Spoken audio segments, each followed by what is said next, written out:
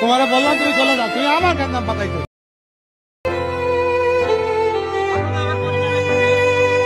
সাধারণ জনগণের টাকায় কামলাদেরকে বেতন দেয়, কামলারা সাধারণ জনগণের সাথে এই ধরনের আচরণ করে। মানে প্রিয় দর্শক, আসসালামু আলাইকুম। আসলে কি বলবেন তাদেরকে, বলার মতো আদৌ কোনো ভাষা নেই, কারণ আমরা এমনই একটা সমাজে বসবাস করতেছি।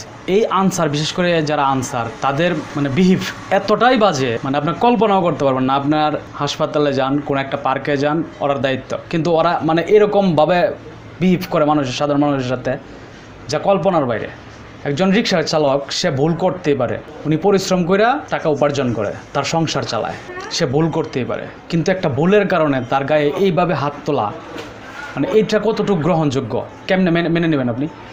মানে এই কামলার বাচ্চারা, আমি ভাষাটা এই জন্য ইউজ করতেছি যে এই কামলার বাচ্চারা সাধারণ জনগণের টাকা খায়, সাধারণ জনগণের ট্যাক্সের টাকায় তারা বেতন পায়, আর সাধারণ জনগণের উপরে এইভাবে টর্চার করে। শুধু যে এই জায়গায় তা না, আপনি পাসপোর্ট অফিসের সামনে যান, যাই দেখবেন যে ওদের মাস্তানি। আপনি কোনো একটা সরকারি হাসপাতালের সামনে যান, গিয়ে দেখবেন যে ওদের মাস্তানি। কোনো একটা পার্কের যান, প্রাইভেট কোনো একটা পার্কে যান, গিয়ে দেখবেন যে ওদের মাস্তানি। মানে জাস্ট ওদের বিহেভ দেখলে মনে হয় যে সরকার মনে হয় যে তাদেরকে দায়িত্ব দিচ্ছে সাধারণ জনগণের সাথে এই ধরনের বিহেভ করার জন্য। এগুলা বন্ধ করা উচিত এবং এই দিকে সরকারের দৃষ্টি দেওয়া উচিত, কারণ সরকারের টাকা, মানে সাধারণ জনগণের টাকায় সরকার চলে, সাধারণ জনগণের টাকায় সরকার এই কামলাদেরকে ট্যাক্স দেয়, সাধারণ জনগণের টাকায় কামলাদেরকে বেতন দেয়, কামলারা সাধারণ জনগণের সাথে এই ধরনের আচরণ করে। মানে তার প্রভুর টাকায় প্রভুর সাথে এরকম মানে বিহেভ করে, ঠিক আছে?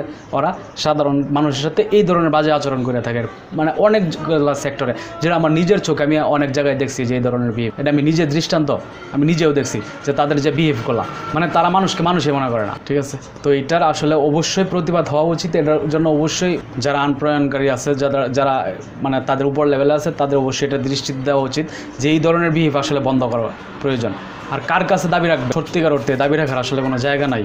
আমরা সাধারণ মানুষ, আমরা যারা আছি, আমরা আসলে দাবি রাখার মতো কোনো জায়গা নাই। আমরা কারো কাছেই বলতে পারি না, কার কাছে বলবেন গিয়ে? আজকে একজন বৃদ্ধ মানুষ, একজন মুরব্বী, সারাদিন সে পরিশ্রম করতেছে, পায়ে রিক্সা চালাইতেছে, সে রিক্সা চালায়া মানে তার সংসার চালানোর জন্য সে রিক্সা চালাইতেছে, মানে তার গায়ে সে অন্যায় করতেই পারে। অন্যায় করলেও তুই হয়তো বুঝে আসে তার এই জায়গায় সরাই দিতে পারতো, কিন্তু তার গায়ে যেইভাবে মানে সে কুকুরের মতো যে আচরণটা করলো, তার সাথে কুকুরের মতো যেভাবে তার উপরে চাপায় পড়লো, মানে এটা জাস্ট আপনি একবার কল্পনা করেন, আপনার জায়গা থেকে আপনি একবার কল্পনা করেন যে এই ধরনের বিহেভ আসলে কতটুকু মেনে নেওয়া যায়। এরা তো কুকুরের চাইতেও নিকৃষ্ট। কুকুরের চাইতে নিকৃষ্ট না হইলে একজন বাবার গায়ে এই ধরনের এইভাবে হাত তুলতে পারতো না, এই ধরনের বিহেভ করতে পারতো না একজন বাবার সাথে, একজন বাবার বয়সী মানুষের সাথে এই ধরনের বিহেভ কোনোভাবেই করতে পারতো। তো যাই হোক, সমাজের কাছে তুলে ধরার দায়িত্ব ছিল, তুলে ধরলাম। বিবেচনা আপনাদের, বিবেক আপনাদের, আপনারা কি বলবেন, মতামত আপনারা দিয়ে যাবেন। ভালো থাকবেন সকলে, আসসালামু আলাইকুম।